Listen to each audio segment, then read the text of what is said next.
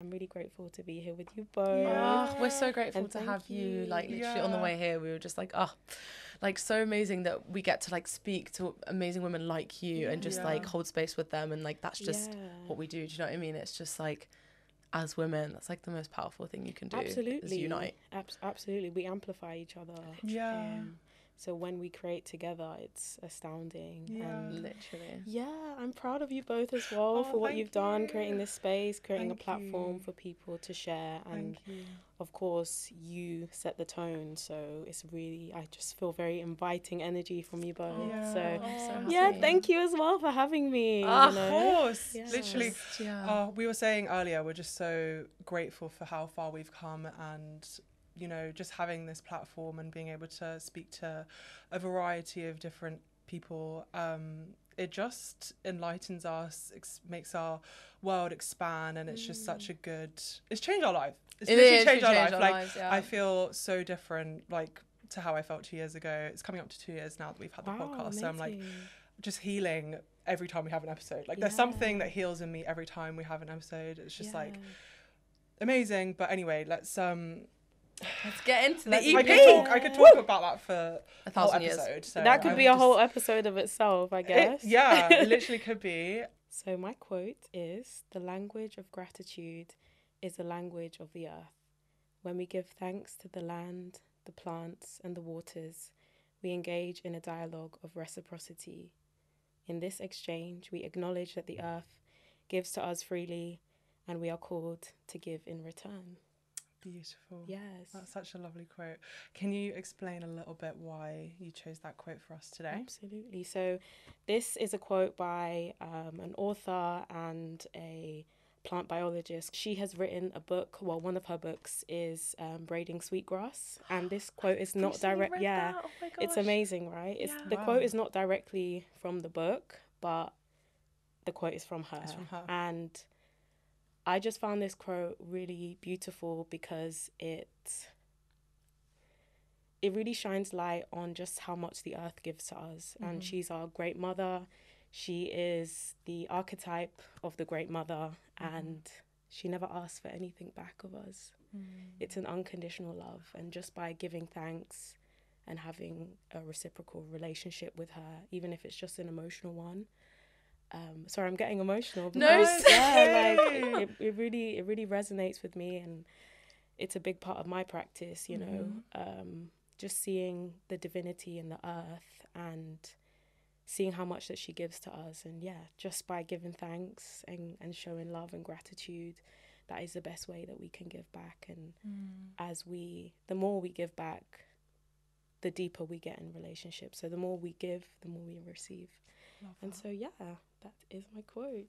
Wow. Oh my God. Like literal So well goosebumps. said. So well said. Thank you. Wow. Thank you. Well, thank you so much for joining us today. We're so excited to speak with you, and welcome everybody. Welcome back to the Seedling Podcast. We are your hosts, Simone and Mia. And today we are here with the amazing, lovely Rhiannon, who is a herbalist amongst so many other amazing things. Thank you so much for joining us today. Thank you for having me. Oh. I'm so grateful to be here and to be in space with you Literally. both. So, without further ado, let's get into the topic of today. So we're talking a little bit about plant medicine, about herbs, about wildcrafting, and so much more. So if those topics mean anything to you, or if you want to learn a little bit more about those topics, then please stay tuned. So what made you interested in herbalism, and what sparked your interest in that field? So, well, I grew up like the typical London girl, you know, city girl. And yeah, I mean, I've always had a respect for nature, and I always loved like being in parks and just playing outside. But it wasn't until I went to university and I lived in Kent when I was 18. I'm 27 now for context.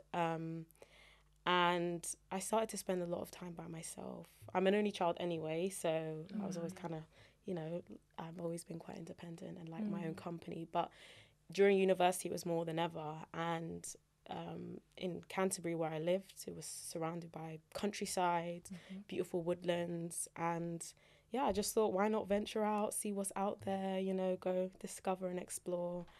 And yeah, it was just my own interest, and I became very curious about plants. You know, the more you spend time in nature, the more you're like, who are you? Yeah. You know? Let me get to know you. Exactly. And so that's where it started. And then I've always been really interested in science. So my undergrad was in forensic science, and we did a lot of chemistry. So lots of biochemistry, lots of anatomy, learning about the human body. So that foundation was already kind of there.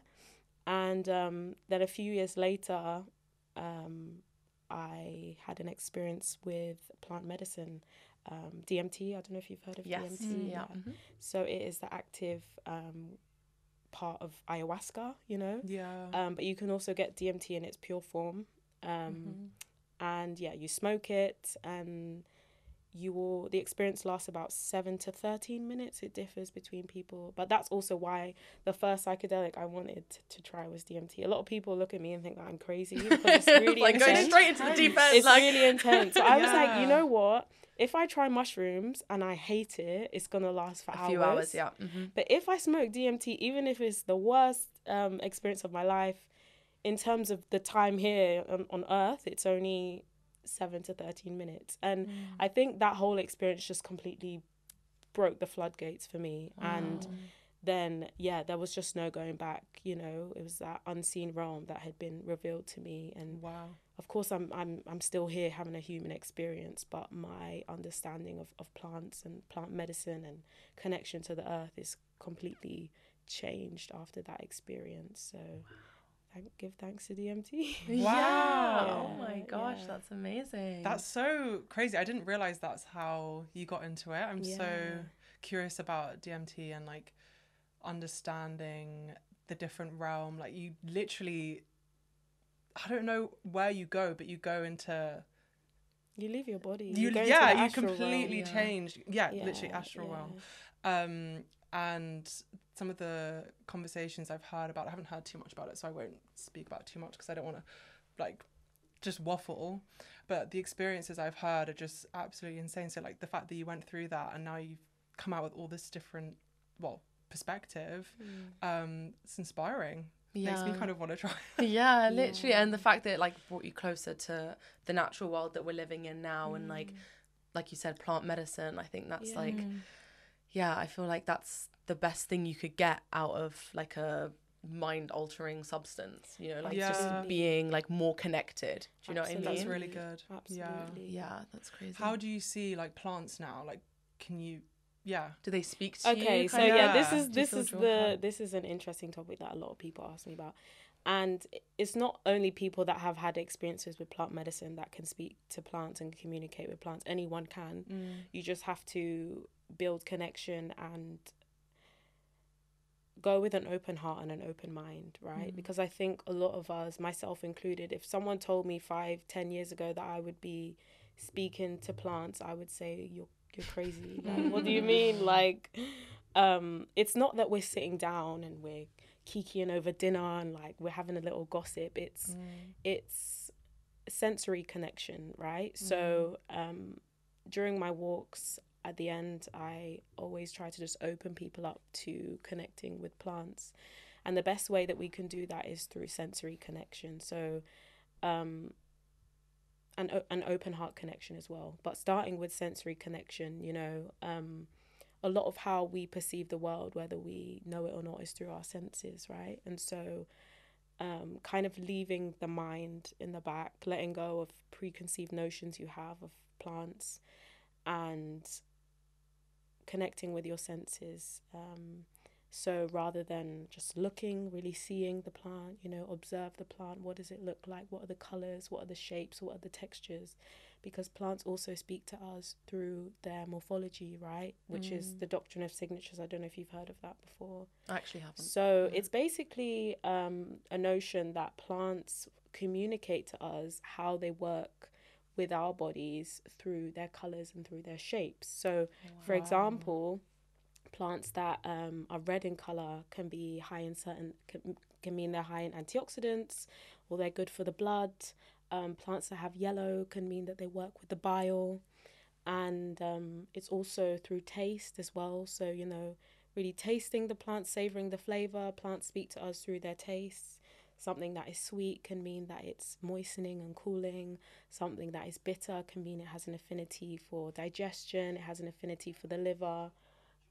Feeling the plant, you know, through our fingers. What is the texture of that plant? And so just really engaging in sensory communication to build relationship and to get to know a plant, you know, because when we're trying to build relationship with people, we don't read a book on that person, you know.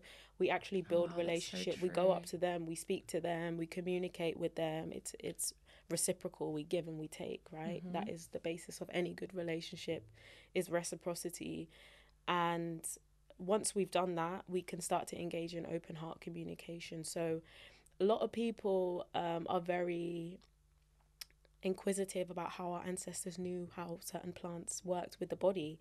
And I've heard all these people say, you know, it's trial and error, which is part of it, yes, but also it was open heart communication. So our heart is our biggest center of connection and communication. A lot of people think it's the brain, but it's the heart, and the heart senses things before anything else does, because the heart gives off the biggest frequency, right? We all have an electromagnetic frequency, and that is how we build relationship with people. You know, like sometimes you just don't like vibe with someone and you don't know why. It's, your heart is like, it's just not the energies and the frequencies are just not aligning. And so our ancestors were able to tune into the frequency of plants with their hearts.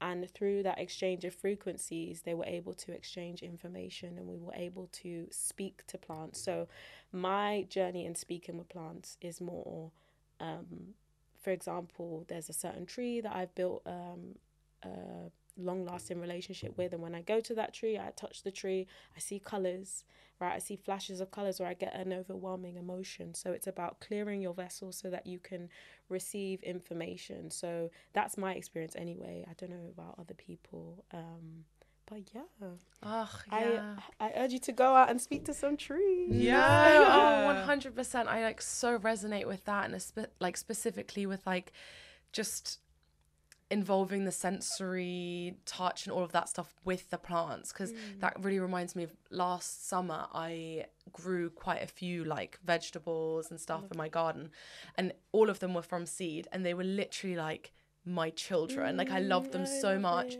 And I remember thinking, I tend to the plants and the plants tend to me. Like there was something every time I interacted with them or watched them grow or whatever, or watered them, I was like, oh, I love you so much and you love me, like I can tell. And then when we ate the fruit, like the tomatoes, Simone, you had some of the tomatoes as well, like so good. It just tastes so different, because it's just like you can taste the love, and you can taste the like, you gave me soil, you gave me, you know, like charcoal and all these other things, like offerings and whatever, and I give you my fruits in return, you know, like it's just so amazing. And like it just brings it back to like your quote at the start, like when you just said it's like a giving and a taking. Like I don't know, I feel like people, especially with nature, are always so focused on like, what can we get out of this, like what can we take and whatever, but it's like you also, in order to take, you have to give, you have to leave an offering, you have to, even if it's just with your mind or your soul, or even just like singing a little song. Like do you know what I mean? I just feel like that's so like really resonated with me, everything you just said. Yeah, it's really important, you know, like the quote said, the language of the earth is reciprocity. Without that give and take, nothing would survive. We wouldn't be here, you know, plants wouldn't be here. Fortunately for plants, they still have a deep connection with animals, you know, but as humans, we need to have a lot more respect for plants. So true. I agree completely. Yeah, that's such an important message for me and us and our listeners. So thank you so much for sharing that. I guess we could talk a little bit about foraging on that note and your journey with foraging, because you do foraging walks as well. And I just love how you've built a whole community with that and connect people to it on your walks, as well as you going out and doing it yourself as well. So yeah, for anyone that doesn't really know what foraging is, could you talk a little bit about like how it works? Yeah, absolutely. So foraging or wildcrafting is the practice of going out into nature and collecting and harvesting plants in their natural habitat. So it's not to do with like farming. It's exclusively just going out into nature. And yeah, collecting plants for food and for medicine, because at the end of the day, this is a practice that our ancestors were doing for millennia before supermarkets became a thing. You know, even here in the UK, like a plant like nettles, right, that gets quite a bad reputation, was actually such an important food source for British people during times of famine and poverty, and it's so rich in minerals and it offers so much medicine to us, but we've kind of become estranged from the earth and from the practice of wildcrafting and foraging. So through the work that I do, it's about teaching people how to identify medicinal and edible plants in their natural habitat. And we are very lucky here in London and in the UK in general. We have such a big diversity of plants. And I think a lot of people think that when you live in a city, you can't build relationship with plants, or we don't really get to experience plants. But that's so untrue. You just have to know where to go, you know? And so the work that I do is about teaching people to identify plants, the uses of the plants, safety around foraging as well, because there are certain plants with like poisonous lookalikes, and the last thing you want to do is trying to make some medicine and you end up in the hospital. And also teaching that relationship of reciprocity, respect, teaching ethical wildcrafting, ethical foraging. You know, if a plant is endangered, we definitely want to leave it alone.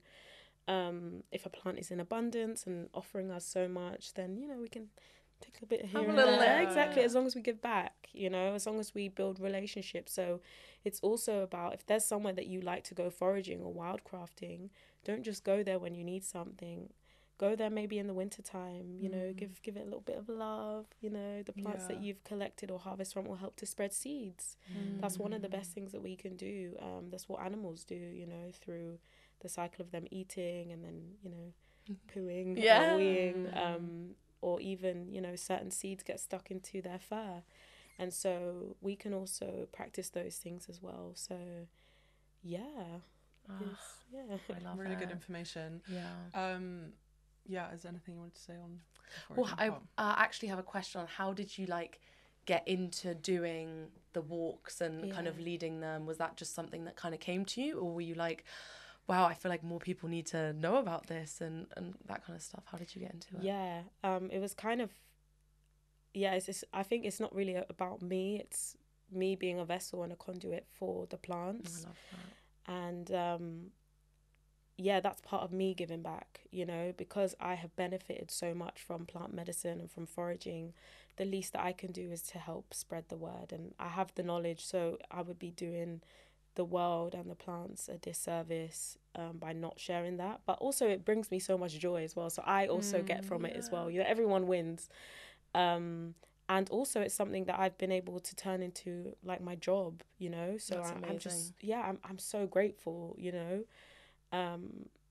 I recently left my corporate job about 6 months ago, I would say now, 6-7 months. Thank you. That's amazing. So before that I was still doing what I was doing, but I was in the corporate setting. I was very unhappy, severely depressed, like just I was a whole different person. And so I also have to give thanks to the plants for showing me a way out, because I think plants have saved my life over and over again. That's in so many ways, you know. Yeah, I completely resonate with that. Yeah. Right. So I just feel like this is my calling, you know, and whether I'm making loads of money or not a lot of money at all, like as long as I'm be able to sustain myself and survive, like this is what I will continue to do full time. It's like your purpose and your passion, like what brings you joy, That's really beautiful. I love that so much. And I think the universe is also like, I feel like when you have a calling or a purpose and you pursue it, the universe will always like be in your corner and reward you for like following that purpose. So I feel like that's just always going to be on your side, and you're always going to be, you know, protected. Especially when it's also putting love out into the world as well, like you doing with this podcast. You know, we all have beautiful gifts to give to the world, and I think I struggled a lot with like imposter syndrome or just feeling like anxious, like speaking, you know, like before I started doing my walks, like I would literally get choked up when I have to speak in front of people, like get super anxious and nervous. But I just get into that mindset, like it's not about me. Yeah, taking yourself out of the equation. It's not about me. So that's I'm just here as a vessel, like, and if I mess up, I mess up. Like, it's not the end of the world. We're all human beings. Do you know what I mean? Yeah. And letting go of that has allowed me to transcend and accomplish certain things that I never thought I could do. So yeah, just surrendering to whatever God puts in front of me. Yeah. You know? Wow. Yeah, I was just gonna say quickly about taking yourself out of the equation. I heard that today on a podcast, and it's just so true. Like, if you ever feel like you're not worthy of something, just taking yourself out of the equation and not making it about yourself and more about the people that you're talking to or like working with, that is so empowering. And I know I'm going to take that advice into anything else I do, and just stop, because it gets very consuming, like when you start to get anxious and think about how you're perceived, but actually just like relaxing, taking yourself and your like self-perception out of it and thinking about other people. I mean, I'm not saying I'm going to be perfect every time I do a speech or something, but it's just really good point. I completely agree.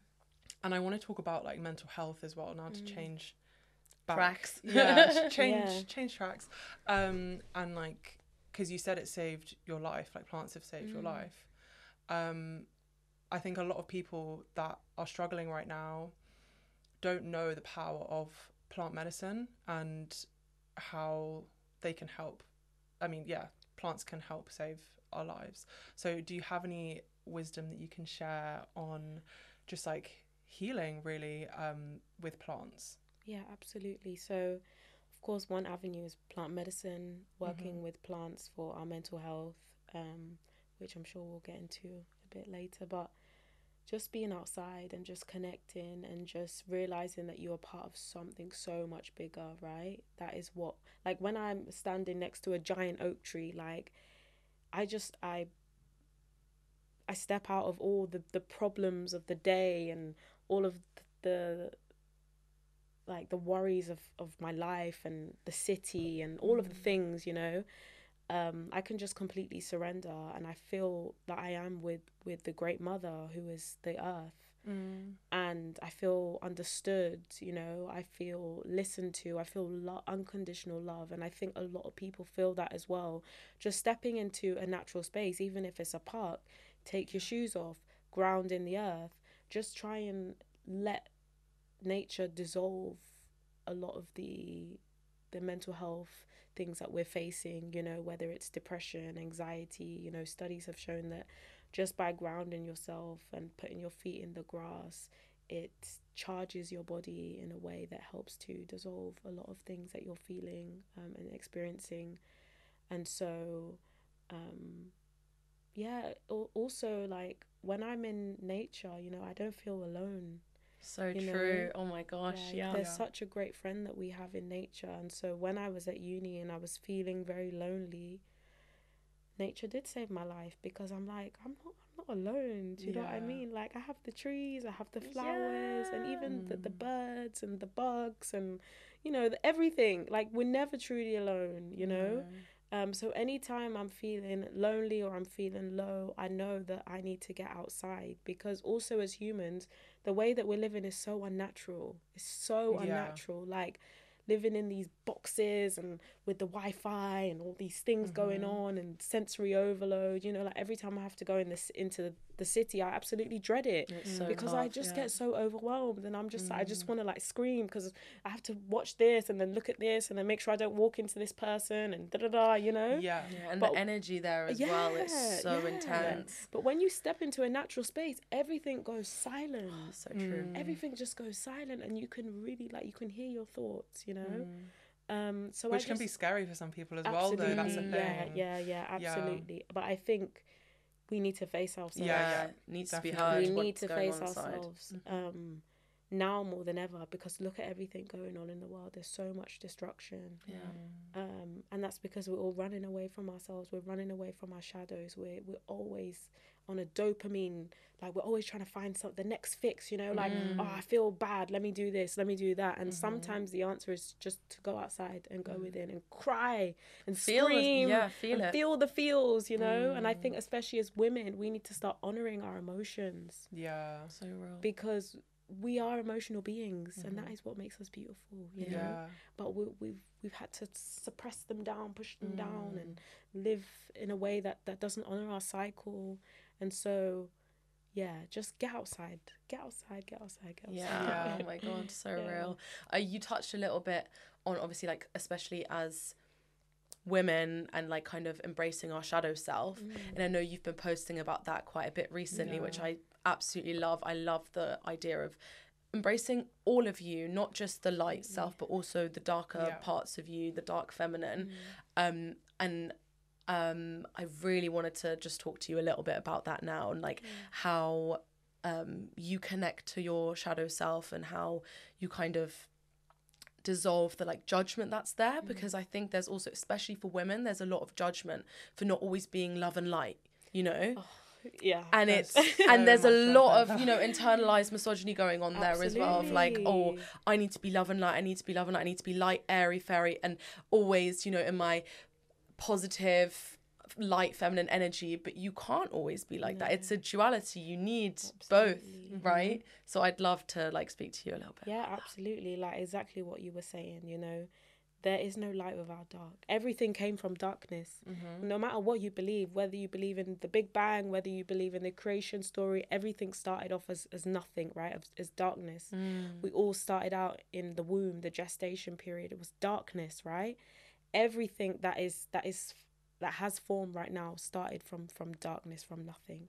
And so I also want to speak about the fact that when we say dark, there is this kind of people think it's something bad or you know, sinister, and that is already rooted in racism within itself, but that's another topic to begin with. But something that is dark is not something that is bad or inherently sinister.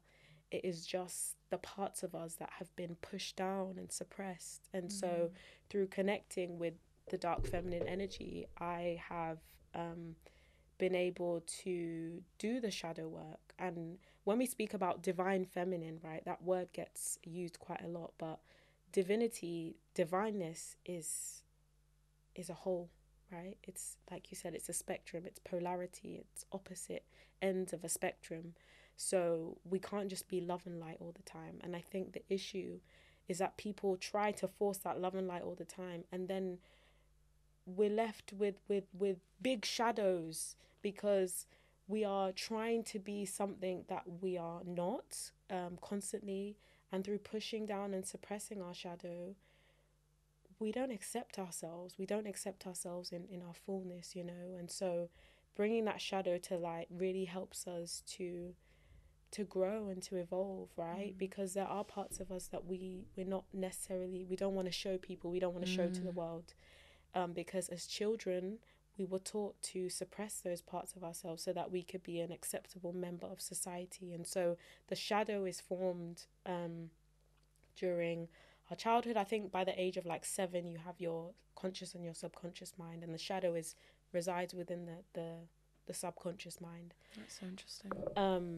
And so also a lot of like hidden talents can be in the shadow as well. Because if you were a child, for example, and you loved to sing or to dance, but your parents told you, no, you must be a doctor, you might have suppressed those parts of yourself, and they reside in your shadow. Until you bring that shadow to light, you might not even remember that you have such beautiful talents, you know? And I think the way that the world is today, if everyone did the shadow work and everyone acknowledged the shadow and acknowledged, you know, the dark sides of their personality, to bring them to light, to you know, transform them and transmute them, the world would be a better place. You know, the reason why 100%. there's, can I swear? Of course. The reason why there's so much fucked up shit happening in the world is because people don't even acknowledge that that's their shadow, you know? Yeah. They think that what they're doing is absolutely fine and it's great, and they're, you know, pillaging, raping, killing, murdering people and children. And because they don't even acknowledge that they have a shadow and there can be bad parts of themselves, they think it's fine. They justify it, you know? But really sitting, and that's what we said as well, like, don't be scared of yourself. Don't run away from yourself. Sit with yourself. Let the shit come out. Face yourself. Let the shit come out. Like, bring it all to light, you know? And so through connecting with dark feminine energy, like, we are allowing ourselves to connect with our shadow. So dark feminine energy is also parts of us that we suppress, you know, as women, as people that embody a lot of feminine energy. We are kind of taught to be all like love and light and nurturing and, you know, all the things, which is really beautiful. But also, you got to stand up for yourself. You got to set your boundaries, you know. You can't let people trample all over you and do whatever they want to you and treat you like shit. And also, you got to be able to be a voice for other people and for plants, for animals, for people that are vulnerable, you know. And also connecting to your sexuality and your sensuality as a woman is really important, and it's something that is shamed. So true. You know? I was just about to say that. And so true. also connecting with your sexuality doesn't mean that you have to, you know, go out and sleep with everyone. And if that's what you want to do, then do you. Do you know what I mean? Body, But also, it's about learning to manifest with your sexual energy. So as women, as people with wombs, right, our sexual energy is so powerful. I mean, it's what brings life into the world, you know? And so being able to connect with your sexual energy, transmute your sexual energy, and use that to manifest, it's so beautiful and so brilliant as well. And then, of course, connecting with the shadow. So these are all parts of us that we have been taught to push down and suppress. And I just want to share what I'm doing so that other people and other women can say, oh, well, she's doing it. Like, why do I have to be afraid to push these parts of myself down? I can do that too. Do you know what I mean? So I'm just like sharing my experiences, and I'm sharing what I'm learning, because I'm still learning so much as well. But yeah. Wow. That's so powerful. You're literally incredible. I'm like in awe of you right now. Like, I know. Literally, when you're talking, I'm like heart eyes. Yeah. Like all you do is I literally could cry. Like, Oh. you're so amazing. And we've been saying for a while, like, it's been on our to-do list to talk about divine femininity and like just divineness as a topic. And you just encapsulated it all perfectly spoke about it. Yeah. So I am so grateful that you spoke your truth. So thank you so much. And I think a lot of our listeners as well, like men and women, you know, there's a lot of shit talking about divine feminine or divine masculine, and it's like a buzzword now, and no one really knows what it means. And the fact that you just spoke the complete truth about it all, it's really great. Thank you so much. And yeah, I'm like, now where do we go from here? Like, you just spoke so well. No, it's like, honestly, I'm so inspired. Like, when you speak, I just feel so like locked in, and so like I receive everything that you're saying like wholeheartedly, and my heart's like, yes. Like, someone's saying like what I feel, and sometimes Simone and I don't have like the right words even to like describe certain feelings or things or concepts, and like you've literally just said it so perfectly, and I think that's why we feel so moved by that, because you just did it perfectly. And I don't know how to make this into a transition, but I know that you obviously post a lot about it, and obviously your plant medicine and your journey with, you know, life as a human being on this earth, and like your spiritual journey as well. You post a lot on Instagram. That's how like we found you, basically. How did you kind of make that journey of posting your truth on social media? How do you kind of deal with it? Because it can also be obviously quite a scary place, social media. So like, first of all, how did you kind of start, and second of all, how do you like deal with it, kind of thing? Yeah, well, firstly, it's a treacherous place. Yeah, it's scary. Yeah, some of the comments and messages that I get are a bit like, oh. But most of it is great. Most of it is positive. You know, most people that interact with my page, they get it. Do you know what I mean? Like, it's very clear what I'm about. So I started my Instagram page about 4 years ago now. Well, it'll be 4 years, like in Jan. So lucky for me, it's been a gradual growth, you know, and sometimes I think, oh, like, I wish I had more followers, you know, I wish I had a surge of followers coming in. But at the same time, I'm really grateful that it's been gradual, because I've been able to, you know, like, grow with the platform. And so if you go back to like my first post, that I would never post my face, it would just be pictures and I would write a caption about a plant. So it's been really beautiful to watch myself grow and to watch that relationship grow over social media and connect with so many beautiful women like the two of you, you know, because without social media, like, there's so many amazing people that I wouldn't even know, you know. It's a blessing.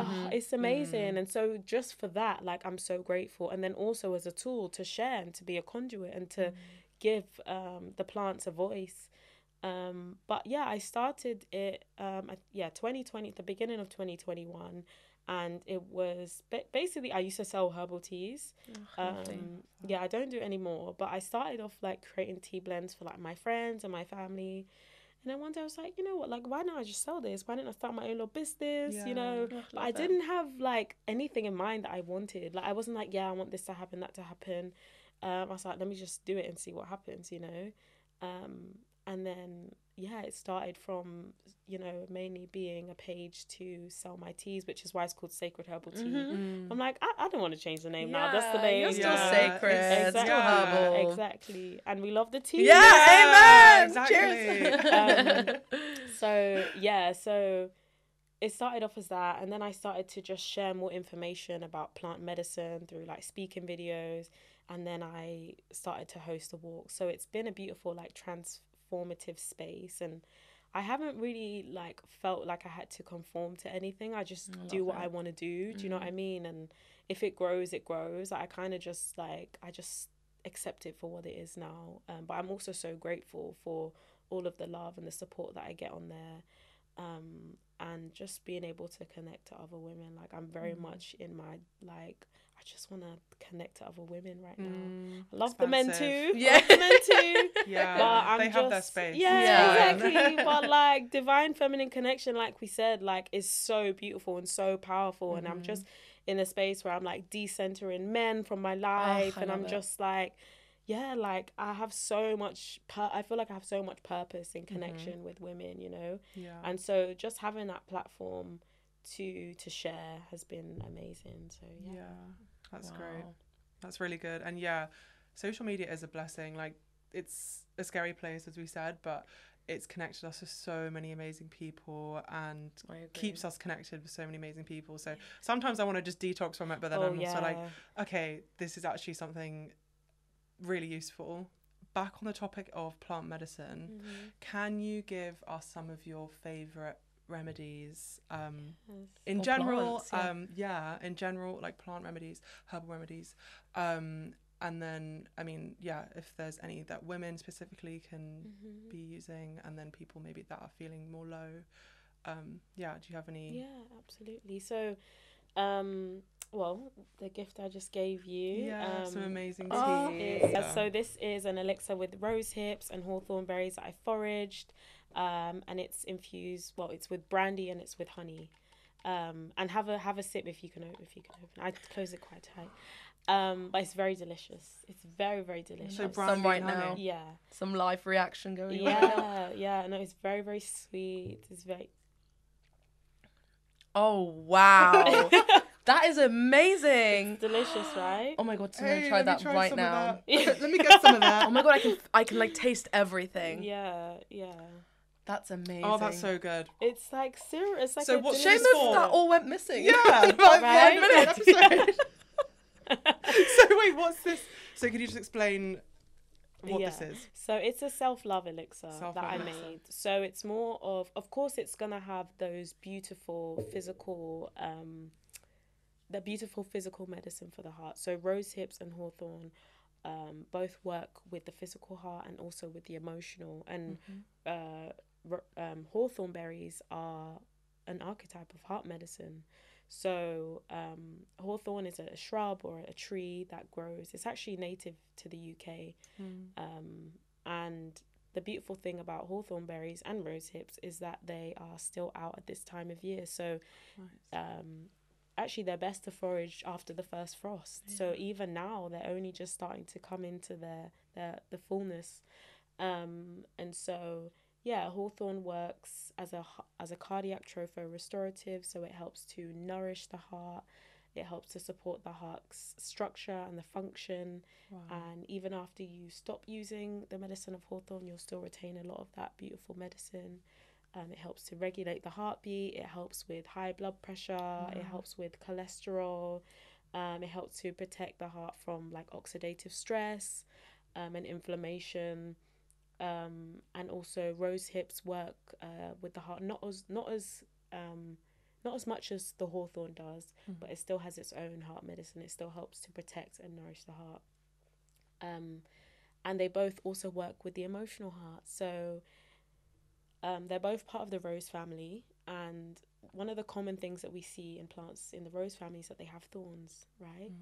And the beautiful thing, especially about like hawthorn, is that it offers so much medicine. So we see it change and transmute throughout the seasons. It gives us the leaves, we have the flowers, and we have the berries, which are also all powerful medicine. But there are also harsh thorns on the hawthorn. So if you're going and you're picking and you're taking mindlessly, you're probably going to get pricked by a thorn. And the same with rose hips, right? And so both of these plants remind us that we can be so abundant in giving and receiving love, but we can also have strong boundaries. And that's what self-love is, right? Oh, wow. It's about boundaries, and it's about still giving love and still receiving love, because as we said, reciprocity and love are both really important. But also, you know, if someone is disrespecting you, you can say, no, like, I'm not having it. Do you know what I mean? And so both of these plants help to protect the heart on a physical and also an emotional level as well. And the honey and the brandy preserve the medicine and hold the medicine. And they taste great as well. Tastes amazing. And I actually made this around this time last year, so it's very potent. It's been sitting in the jar for a whole year. Thank you so much. Of course. So grateful. I can feel it already, like in my heart, like. Yeah, exactly, exactly. And so, love it. You know, the most beautiful part of creating medicine is being able to gift it and share it with people. You know, and so that's something that I am quite passionate about at the moment, making like medicine for both the physical and the emotional as well. I make a lot of like flower essences, which is where we encapsulate the vibration and the essence of a flower within water. And then we preserve that with like an alcohol as well. So that's more of an energetic medicine. It's not so much a physical medicine. I have been working a lot with mugwort and yarrow at the moment, which is what your smudge sticks are made of. Such like a seasonal gift. Yeah, so amazing. Yeah. Wow. I just find it's the perfect gift. Yeah, you know? it's so perfect. The perfect gift. And a lot of people are like, oh, you should sell them. Well, firstly, you're not allowed to sell plants that you forage. That's just the law. But also, if something was gifted to me from the earth, I don't want to monetize off it. Do you know what I mean? It doesn't feel right. Yeah. Obviously, when I'm sharing my time and giving my energy and I'm hosting space, I will get the monetary exchange. But in terms of the gifts that the plants have provided, I don't want to monetize off them.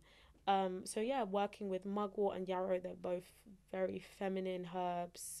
They help to support our cycles. They help to regulate the menstrual cycle as well.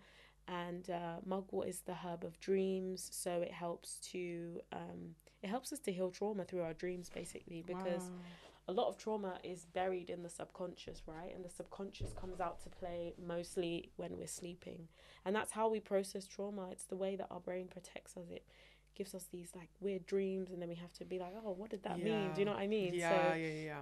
Mugwort helps to stimulate lucid dreaming, and it helps with dream recollection as well. So it's a really beautiful one. Amazing. So yeah. So just to like drink it as a tea. Yeah. You can also Amazing. burn it as well. I've actually had a very intense experience with mugwort in terms of like dreaming. Yeah, it's basically like lucid dreaming. Really? I managed to lucid dream. Yeah, Did it was you really drink amazing. the tea or drink it and then also burnt it before I went to sleep. And it Oh my was God, I wanna this was do like a that. couple of years ago. I want to say like maybe 3 years ago, 3 or 4. But it was so intense, almost like scared me a little bit. That's how intense it was, you know. Yeah. But I have like a whole different journey with dreams as well, because you can go down a very interesting path with dreams and like exploring that, and even like astral projection and all of that stuff. Like it's so interesting. But maybe keep that for another EP. Episode, I am just conscious of time, so do you have any advice for our listeners right now that you feel called to give, or like, I don't know, that you want to speak about right now? Absolutely. I think just where I'm at right now in my life, I'm just surrendering to cyclical nature and the cycles and the circadian rhythms of the earth. And I think for both men and women, we can learn from the way that the earth works in terms of how everything, the plants, the animals, they surrender to the cycles. You know, we live in a patriarchy that prioritizes progress over well-being, and the calendar that governs our lives doesn't take into account the seasons or the cycles of the moon. And so through my connection with nature, I've been able to connect to my femininity and honor my cycles, you know. And so yeah, I mean, we're moving into winter right now. It's okay to slow down. It's okay to not feel at 100% capacity, you know. We were not made to be going 100% full force all the time. We need to rest. Yeah. Do you know what I mean? In order for us to show up in our full divinity, in our full force, and be able to show up for the people that need us, we have to rest. We have to prioritize self-love. We have to go within, you know. And so yeah, I just urge people to really listen to the cycles within them, and especially women, because our menstrual cycle mirrors the cycles of the season and the cycles of the moon. And so, for example, our bleed is like our inner winter. It's a time to rest. It's a time to recuperate, go inward. And then we have like our pre-ovulation, which is like springtime. Things start to pick up, you know, we feel a bit better. Our energy starts to lift. And then we have summer, which is like our ovulation. You know, it's the peak of our performance levels. We tend to feel the best. This is the best time to make big life decisions, best to plan, best to put things into action. And then we have autumn, which is like our luteal, which is where I'm in right now. And so Amen. yeah, so just letting things fall, release, that's the best time to do shadow work as well. So yeah, honor your cycles, surrender, and stop trying to swim against the current of life. Wow. Yeah. So beautiful. Amazing. Thank Before you. we wrap up, where can people find you? Are there any projects that you're working on right now that you would like to share with anyone? Yeah. So I'm mostly on Instagram. So my Instagram is sacred_herbal_tea. We'll link it. Yeah. And I do host plant identification walks and foraging walks. So I host women's only walks, but I also co-host family walks and walks for children as well. And actually the end of this month, the end of November, I am hosting a self-love class, which is where we will be making this elixir and just connecting to heart space and diving into what self-love means to us and just having a whole ceremony around that. So yeah. Sounds amazing. Yeah. If any of what we've just talked about in the past hour resonates, absolutely go have a look and Go follow join Rhiannon. the walk, join the self-love session. Just, that sounds like absolutely amazing. I literally have no words. I'm speechless. Like, you're so incredible. And I say this like so often with our guests because I just feel like we're so blessed to have such amazing company, but you're just so I feel so wonderful warm and warm and I feel like you've just like silenced me. I'm just like, that's literally everything nothing you said. left to say. I You've have just nothing really left said it to all. say. Yeah. And I'm not just saying that, like I really do feel like you've said it all, spoke your truth, and really so grateful for having you here and holding space with us. And I found this episode truly healing, and I just want to be your friend. So Let's be friends. We are friends. I feel like we are friends. Yeah. Come on. Exactly. But yeah, you're incredible, and thank you so much for doing what you do, because you're paving the way for so many amazing people to, I don't know, their journey of plants and self-love and spiritual journey, and just keep on doing what you're doing because you're changing lives. So thank you so much. Yeah. And thank you both for having me and for holding this space and creating this platform for people to share. And you're doing God's work as well. I see the God in both of you. Thank you So as sweet. well. Like, the love is mutual. The appreciation Just feel it is in the room mutual right Yeah. now. Like, Hope everyone's feeling it through the Yeah. headphones or whatever. well, thank you to our listeners for listening. And we will catch you in the next episode. Bye. Thank you. Bye.